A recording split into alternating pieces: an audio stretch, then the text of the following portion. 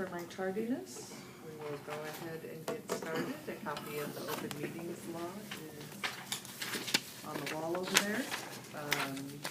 Let's go around the table and introduce ourselves. Brianna Borgeson, County Board. Joe Lorenz, County Finance Director. Chris Rogers, County Board. Patrick Bloomingdale, County Administrator. Marco San Martin, County Administration. Kimbolo, County Clerk. Diane Carlson, County Administration. Catherine Hall, County Administration. Karen Butch, County HR. Colleen Frederickson, County HR. Mike Shanlon, County GIS. Steve Cassioppo, County GIS. Great Yoel, Napa. Paul Cohen, Building Commission. Okay, welcome. So the first item is discussion regarding creating a 2020 Census Complete Count Committee. And Patrick, do you want to talk about what you know so far, or who's doing what? So right now, with a lot of the census stuff, Mike, and you might want to come up to the table since you're going to you guys come up to the table. We'll make room for you. So Mike has been kind of spearheading, been our point of person for the census stuff. The last time I was involved with the complete count committee was 2000. I don't believe we did one in 2010. I do know that the city of Omaha is forming a complete count committee and using MAPA to do the legwork. So that should be part of the discussion. Greg, you all from MAPA's here. So, and then maybe Greg, you could explain what you guys are doing for the city, or going to be doing for the city there. Sure. So And can I add one thing, because what I told Patrick is that's all fine and dandy, but there's more to Douglas County than the city of Omaha. That's why we need to have this discussion. So, I mean, NAPA's been a census partner, for ever, basically. We help out with some of the organization with the census, and so the Census Bureau staff came to us. They were trying to get, the states and the communities to do the complete count committee. Basically, City of Omaha said we're interested, don't feel like we have the staff to do all the legwork, as you said. So we'll be basically just providing that administrative support, helping to convene the committees. We'll probably have at least 25 to 30% of one full-time staff member on it, and then an intern working on it as their sole responsibility. Basically, the complete count is, of course, to try and make sure that you have as high response rate as possible. So they're really focusing on trying to do a broad overall effort. There's different complete count committees within the city. So I think Empowerment Network is looking at doing the complete count committee. I think the Kern community is going to have their own complete count committee. So there's a lot of different things going on, and this would be the city of Omaha's kind of overall throughout citywide trying to boost response rates. And so that's pretty much the role we're playing. So what I see across the country happening is people not only setting up these committees, but they have a point person. So who in MAPA, I guess, is going to be your point person? It would be Jeff Spees, who is our community outreach. He would be the main staff person. So how do we as Douglas County join in or do our thing? Well, it's a timely meeting because tomorrow we'll be meeting, so Troy Anderson from the mayor's office has been the point person there that has been working on this. And we'll be meeting with Joel Coda. So probably a lot of you know Joel, who used to work with the city and now is working for Census Bureau. And so we'll be kind of laying out the timeline here for the next year and how to get this thing stood up. So I think we can have that conversation. I mean, doesn't that make sense? It does make sense. I'd hate to see two separate ones, but at the end of the day, it's kind of, I think Douglas County and the city of Omaha need to work that out a little bit, because we're basically working on a contract for them to provide the support for it. And what's that contract consist of? It's, the things I talked about is actually right here. I mean, what's the cost of it? Oh, it's $15,000 per year for 2 years. So For 15,000 for 2 years. So it's calendar year 2019, calendar year 2020. So you said you're having a full-time employee, 3/4 of that full-time employee's time, and No, about 1/4. 1/4 of the, and then an intern. Yes. And in terms of the complete counts committee across the country, you know, some of them get very broad, very extensive, Yeah. very, you know, cost a lot more.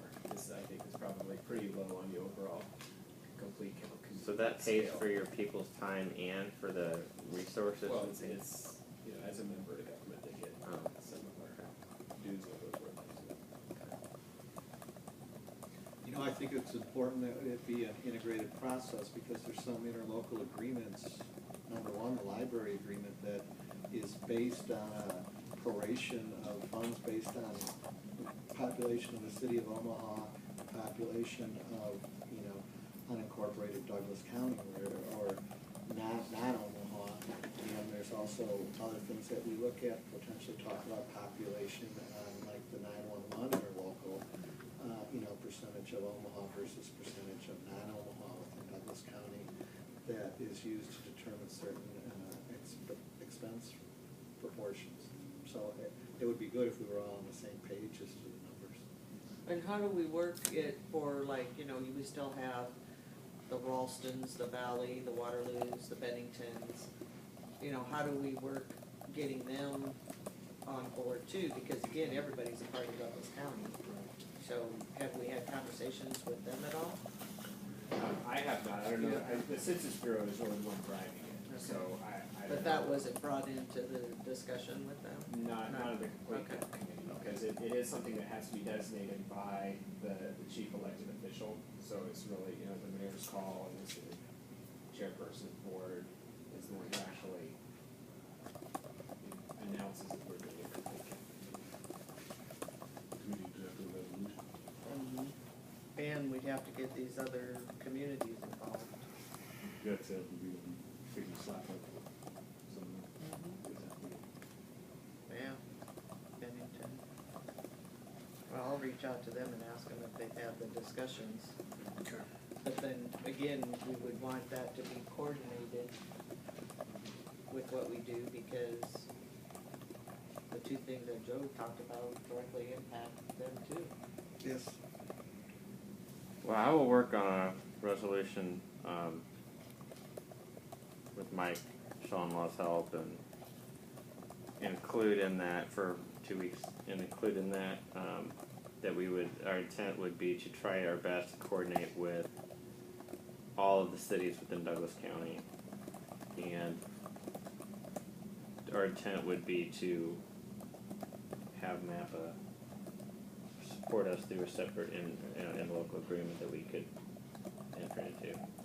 I don't know, we guys have to determine what the compensation would be and all that, but we could work that out.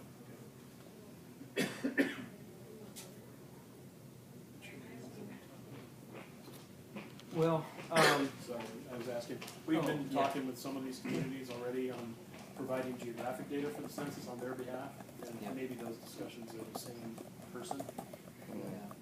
Well, could you reach out to those people you've been talking to and see if they have had any discussions in their own cities about complete count, Yeah, we can do about that. complete count committees? We've got active contacts. And just tell them that we're gonna be doing a resolution to form our own complete count committee in Okay. 2 weeks. Should I give them a contact person if they wanna talk to their elected official and have them talk to someone here? Or Well, I mean, Greg, Census Bureau, you, Marianne, someone? I mean, they can call me, but they can call, I mean, Marianne's taken kind of a lead on it. Cause they may ask us that. Yeah. You know, their mayor may wanna talk to someone about it. They can call me and then we can get it taken care of. Okay. And I think Waterloo and Ralston are in that group too. And Valley. And Valley and Benton. They're all kind of voice time.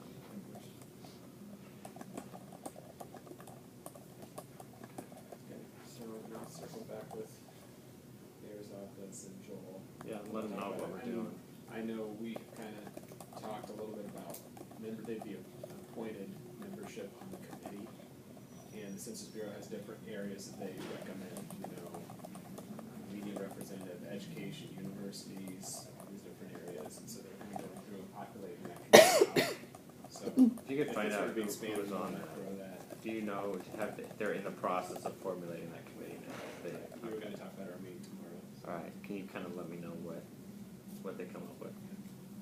we'll do. Okay. Okay, good. Any other questions, comments on that?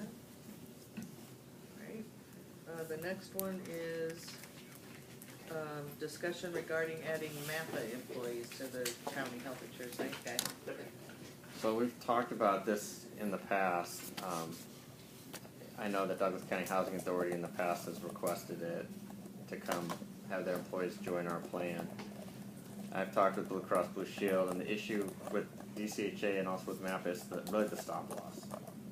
So my last conversation via email with Mary Barnes from Blue Cross is it's possible to bring MAPA's employees onto our plan, but MAPA would have to purchase a separate stop loss coverage for those employees, because anything over $500,000, which is our current stop loss, it's picked up by our separate. It's 550. Okay. It went from 450 to 550. Would be picked up under a stop loss coverage. If we didn't have separate stop loss coverage for your employees, then we would be on the hook for any loss above $550,000 if you had a catastrophic illness by one of your employees. So Because our plan is self-insured. It's not like we contract with insurance companies for administration, but the actual funding is self-insured. And building commission is different because we have, it's a 50-50 joint ownership with the city. And since there's joint control of it, then we don't need to have separate stop loss coverage for employees who are not employed with us. So that's the issue. I guess we'll have to, I mean, I don't know if there's interest in continuing. If we do it from MAPA, we're going to have to open the door to others. There's a whole separate issue about bringing additional exposure onto our plan. I know MAPAs are relatively young, healthier employees, so maybe it wouldn't be as much of an issue, although that doesn't stop something from happening to them that could be catastrophic. So then that's just a cost-benefit analysis, you know, bringing additional groups under our plan. What the board would think about that. I guess from our perspective, I'd be curious to know what the stop loss coverage is. Yeah. I mean, Do you know maybe how much we pay for stop cost loss? per- I don't know off the top of my Of course, head. we have but- 2,100 employees. Right, but it's extensive. The problem is a lot of times with a small group your size, the stop loss coverage is fairly costly. But I think Blue Cross Blue Shield, we use their stop loss coverage, and it's very competitive cost-wise. So I think you could look at that. I mean, as an option, because they provide coverage for us. So it would be a matter of you requesting to have a quote from Blue Cross Blue Shield, and I think Patrick could probably facilitate that, or I could, but. I can ask Mary Barnes to, Mhm. and I can give you But contact information, so. they'll probably want like a census of your employees, like their age, their sex, that type of thing, in order to give you a cost estimate. We're currently with the Yeah, cost, so yeah, and whatever your previous experience is claims wise. we're with them currently, so. Oh, well, that'll As a make it fully- easy As a then. fully insured entity. right? Yeah, right. Yeah. How many employees do you have? 22. So, yeah, and then we would necessarily, I think we would have to bring in DCHA then at some point too, because they'd requested it in the past, and then whoever else. I think Region 6 did too, Yeah. Yeah. behavioral health. Yeah, Over the they do. years, I think they did. And we've also had, I think, requests from Encore. Yep. And Well, Encore now is on,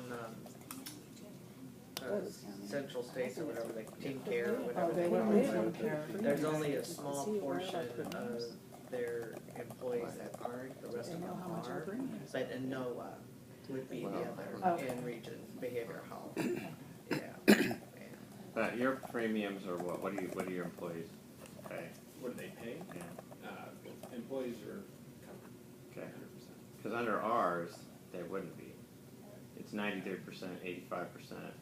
And, So for family, they'd have to pay 15%. So I have family coverage. I pay about $279 a month for family coverage. I think singles $56 a month. Like It employee. depends on which plan. Yeah, if it's the 600, 1200, which is what they would go under. So I think okay. singles about 56 a month. Families 279 approximately, and then about a little over 200, maybe 220 for employee plus children. And then there is an HSA option too. Yeah, there's a high deductible HSA. Yeah, and that's, and the cost for that plan are less, so. Well, it's something that comes up every year. I mean, Yeah. as our secretary treasurer, we look at our benefits every year. We keep hearing that, we're a grandfather right now, so. And your deductibles are what? You know? It's the deductible and the code. It's the out-of-pocket maximum. It's always been the sticking one. And that's high for you guys. What is It's, it? well, it's low right now, Oh. but if we go to ACA plan, it would like double or triple. Because the issue is right now you can only you can only keep your current situation for so long, or and you'll have to go to a Well, we worse keep getting grandfathered year after year. Yeah. Are we That- grandfathered too? We're We're grandfathered. grandfathered as One well. Well, of the the plans. high deductible health plan is not. It's a non-grandfathered under ACA, but it sounds like there's a possibility that the ACA will be reversed, and if that happens, then the grandfathered status is off. I don't think it'll be reversed. I think the courts would stop that. But I it think could so be. too, cause there's so many So people many covered people, under the right. plan, Right, but the market plan. right. So I guess the issue is, what is the appetite now? You guys really want to come onto our plan, or is it just something that you're investigating? I think we need to have that conversation. We need to lay both the plans out and see, but I know it's something that's come up every year, so I appreciate you looking into it to know whether it's even a possibility and. All right, well, we'll continue to have the conversation. And we can provide you with, the summary plan, description, summary benefit coverage that is available that you could compare, especially the SBC, you can lay right next to yours. Why don't you guys exchange, you guys talk after the meeting and make sure you have each other's contact information, so when anything, give him everything you've got as far as coverage. Sure. So what Costs. was the issue in the end with DCHA? It was the stop loss. The stop loss? Right. That we would be on the hook, they'd have to get their own stop loss, it was just that was the end of the road, it just never went anywhere. after But that. it was the stop loss issue. Correct. I think the premiums may have been an issue as well, Oh, 'cause- because they are, you have to pay the employer part too, and our premiums are They're high. not cheap, because it's a really good plan. That's true, so, then that's the other question then, so if we bring them onto our plan, MAPPA would pay the 93% of the premium. Well, probably what would happen is they would collect all of it and then give us a check monthly for the full premium. They would be responsible for collecting the employee's portion. Right, but then the And MAPPA theirs, as and the then they entity would would have have to to come up with reimburse the rest us. of it, right? Yeah, So, correct. and it is, it's a really good plan, so it is expensive. Yeah, the full premium is for family, I think is around 1,600 a month. And so there's a pro and a con of bringing, the more people you bring on could have a detrimental effect depending on their age and their claim and all that jazz. But on the other hand, if you have more people, then you have more paying in, which, Correct. yeah. Yeah. Bigger Spreading pool, risk. which would be a plus. Basis for ACA, bring in all the Oh, right. 30s and Right. folks like But, you're right, all the old people. that. And we appreciate it. We love our old people. Very thankful that Douglas County loves us. So anyway, I guess if, again, having these other entities have these conversations, it might be worth having the conversation as a whole with all of them, so that we can see not only the effect to our plan, but the effect with them by bringing them all in at one time. If there'd would make it better for them. Yeah, because I think Diana's right, it depends on what their plan is like now, not only the benefits, but the costs. And the stop loss is can be a big factor. Well, I can reach out to Patty J at Region 6 and Dennis, Damn. Lou said It- Noah, As long as we don't Sheila add Miller 10% at Right. Housing Authority. of our current participants in 1 year, right? Because that it just throw let them off some know things. that this discussion is happening. Yeah, I know. But- Well, it may be Yeah. worth just I bringing think everybody it's- I around the think you're table. right. we with can't all have a of our 10% change in information and any all of our single information calendar year, right? And having that discussion together, Okay. because somebody may have a different perspective or question than you do, and you can all hear it at the same time. No, we know So our- piecing it may our be next, time to get together would be 2 weeks Better. from today. Right, but that's what I mean, like, Or versus, the, It depends. when we have finance Bringing on committee board. and when we have the benefits committee. Oh, benefits. I don't know how big those other Well, in groups the are. interim, why don't you Yeah. get, between now and then, It why don't you depends on get what the the information things from are. Colleen Oh. and you can digest it. Yeah. And then we can talk again at that benefits committee meeting. And then, one thing that might be helpful, if you're willing to, would be to share your claims experience with us in aggregate, so that we could see the impact that it potentially would have on our self-insured plan. Okay? Alright. Got a plan? Item 3, update regarding TRICARE for veterans. Right, so, yeah. So I got a letter and a brochure, and it was like, oh yeah, we did do this, didn't we? Patrick said, yeah, we've done that years ago. And so I said, well, what are we doing?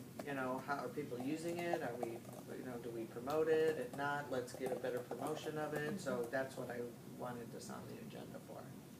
So who's, you. So when I first started, it was on our website, but when Patrick asked, it disappeared. So I got it back on the website, and I reached out to Selman, who is the provider, for more marketing materials, so we can pass those out during new hire orientation. What's the name of the company? It's called Selman. SCLLMAN. No. That's a, SELLMAN. And now that's, that's interesting because that doesn't sound like the company that contacted you, Mary Ann. And It they may said be. that they're the exclusive. The person that sent you from the East Coast said, we are the exclusive provider of this. no, we currently have 2 employees that are on TRICARE. It's a supplemental plan. It's not a primary plan coverage. And we've had, I think, as many as 5. We've had as little as 0, depending upon, who is involved and active in the military. And some individuals will come back and they actually prefer to go on our plan because the TRICARE supplement has some limitations to the plan. So if they're currently active with us, then a lot of times they want to take our plan because our plan is very robust and it's a rich plan. Wasn't TRICARE So- supposed to supplement our plan? I thought TRICARE. No, It's just a TRICARE, separate plan. it's a separate plan, But so when you it's say it's for, a supplement, what does that mean? well, active employees active military employees Okay. can stay on their TRICARE plan.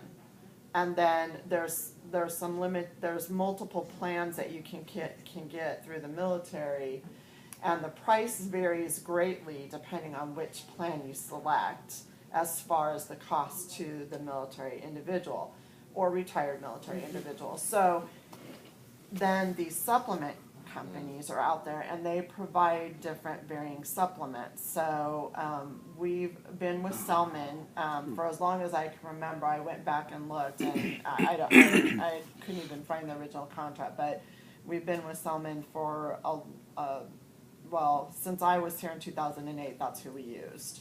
So it's been with Selman, and as I said, we currently have 2 active employees on the plan that we offer, the supplemental plan that we offer, and it is just that, it's a supplement plan. It's not their primary plan. Their primary plan is TRICARE.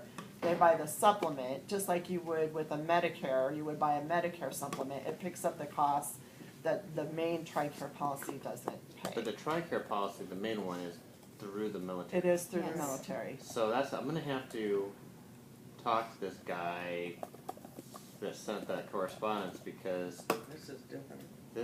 he was making it seem like it was for TRICARE coverage and they're the exclusive provider for the TRICARE coverage. Would you want us to talk to them? Yeah, you can certainly talk to him. I can get you the information. You can kind of vet it. Yeah, we Call would them be and happy see. to do that. Yeah, as I say, Paul, what's your thoughts on that? There is, I didn't know about your supplemental plan, doesn't matter, because I don't need it, but, All right. the TRICARE supplements are available for anybody who wants to sell them. There are Correct. probably Yeah. 30 or 40 of them out there from the various veterans organizations and military organizations who provide them at what kind of a fee. Some are really good, some are terrible, some are fine, as you would expect across the board. I don't know of any exclusive provider of a TRICARE supplement.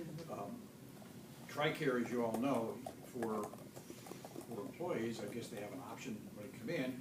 Employees can take current plan or can stay on, if they're retired military, can stay on their TRICARE plan.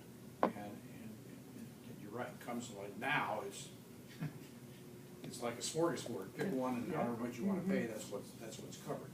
TRICARE Reserve covers active Guard and Reserve members who, that's a full-fledged program. Right.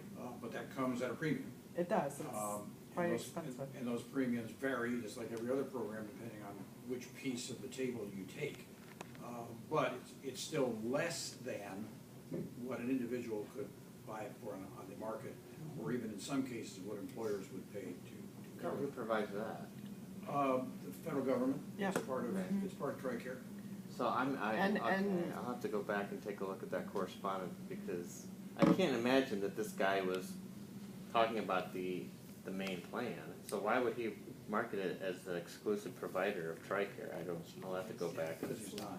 The other thing that it does, and Patrick, you're right, TRICARE is supplemental, second payer if you have a first payer. So in our particular case, because it's got Blue Cross Blue Shield, and I'm part of the problem, sorry, Joe, in terms of using it, TRICARE then becomes Medicare, because I'm old, Medicare is second payer, TRICARE is third. So can they be on our plan and get TRICARE supplement? Yeah, yes, well, no, you can't have TRICARE No. supplement unless you Yeah, have TRICARE. TRICARE. Unless you have the TRICARE plan. So they would move off our plan to a TRICARE coverage, and then they would also need a supplement. Yes, usually. So by who they contact to move on to TRICARE, they go to the federal government? Correct. When you leave the service, you enroll in. There's a window. In a program, and there's a window of opportunity. So for veterans to Take be it on in, this yeah. main TRICARE plan? Oh, so these are for people who are leaving, not active? Well, they could be reserved, Could be reserved, regarded, and they could be active, but, could be active, could be retired. yes. Oh, it could be They all. also have an open enrollment window too, every year that they hold really strict too. So how many Yeah. veterans do we have? About 7% of our workforce are veterans. So, I mean, it might be worth having a little workshop on this kind of coverage, just so they know it's out there. I mean, we've done our due diligence, they can pick what they wanna pick, but here we're offering our veteran employees this option or these options. And, again, it's their choice, it's not us saying you have to. But if they don't know, they don't know. We can definitely do that. Yes, So, for yes. Commissioner Boyle's benefit, so I was contacted by TRICARE, which is insurance for veterans, and so we got to talking, and Patrick reminded me that we had signed up with them long ago, and it was like, oh yeah. So, but now it's kind of back on the table, and I said, well, how are we telling our veterans about it, or what do they get from it? And so that's what this conversation is how do we, again, they put it on the website, they talk about it at open enrollment, but maybe because we have a 7%, maybe it would be worth Sure. inviting I think them it'd be a to good a idea. small workshop saying, Yeah.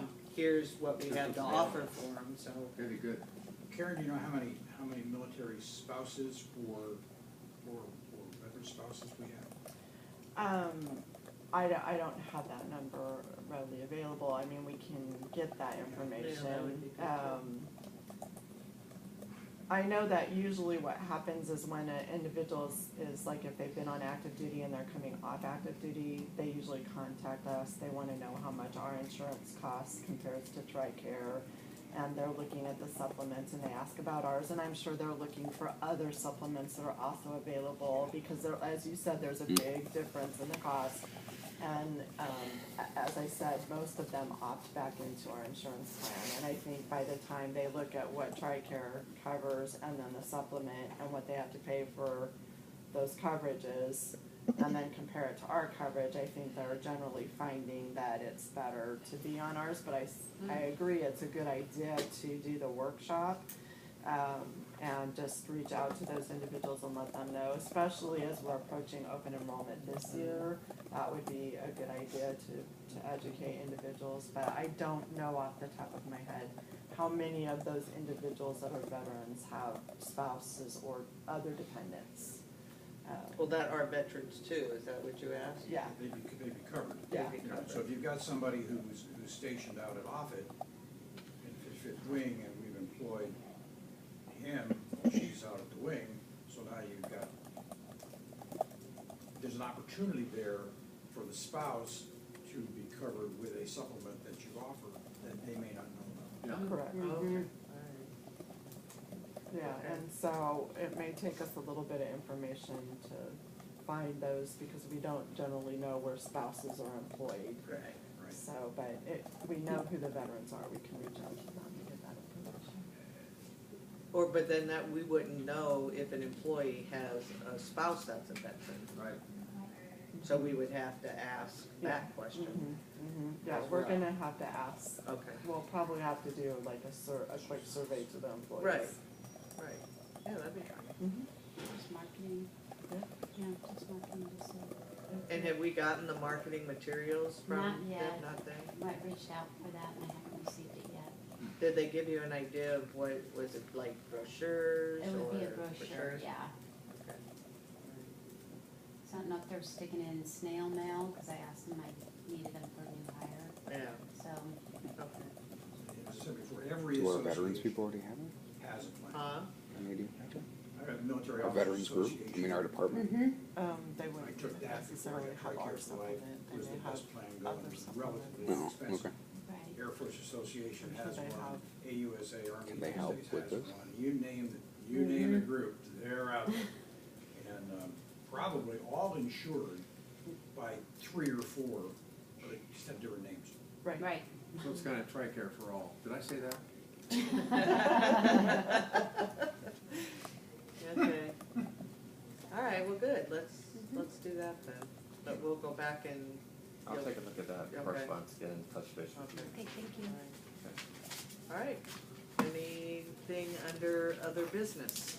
I do have an item that I wanted to, pass out to. This is informational really, and it has to do with the changes to there's a new, Thanks, Paul. proposed, the Fair Labor Standards Act, the DOL, there's a proposed amendment to the, plan, or to the act to raise the salary threshold. And you'll remember we did this back in 2016. And we went ahead and made the change because the compliance date was coming. And so now that was ruled and the court put an injunction and it was stopped. Now But we left it. we left it. Now the DOL is going back and now they're changing the amount. They're gonna increase it over what it's been all along, but it's less than what we had it set at. So we'll actually be in a good position, but it will allow some departments, and I've attached a list of the jobs that would be affected on the back, or could be impacted. And those individual jobs, now some of them are union and, but they may have previously been exempt and the union may be fine with putting them back to an exempt status. But this would then, potentially, reduce costs if there's any overtime. If especially for the non-union jobs, I think we're gonna wanna do that. So, so I think that that's how we'll wanna proceed. But the final column on the very right, where it says FLSA duties task, that's the other part of this. They don't qualify for the exemption just based upon the salary. We have to look at the duties that are involved. And so some of them I know because I've worked on the jobs or I'm familiar with the jobs, and I know that they will be exempt or they won't be exempt. Like an administrative assistant is generally never going to be exempt. So, well, they meet the salary threshold, but they don't meet the duties task. But there are some that I put a question mark because we would have to go in and review the job description to make that determination. So the threshold, the 23,660 isn't ours. It's the current. No, we're actually at 47,476. 47, okay, there it is. But we're gonna go to the 35 To 35, right. 308. Right, okay, all right. And these are the the positions that you have to look at that are affected. Yes. And there's 85, There's 85 incumbents and 35 jobs. and 35 jobs. Mhm. Okay. And when does this go into effect? Well, right now it's under just the notice of proposed rulemaking. They're thinking that they give us 60 days, any organizations to weigh in on the proposed rulemaking. But they're anticipating that it'll be effective January 2020. 2020, okay. Mhm. All right. Any questions on that? Keep us posted on that. All right. Anything else? All right, we are adjourned. We have a There you have it.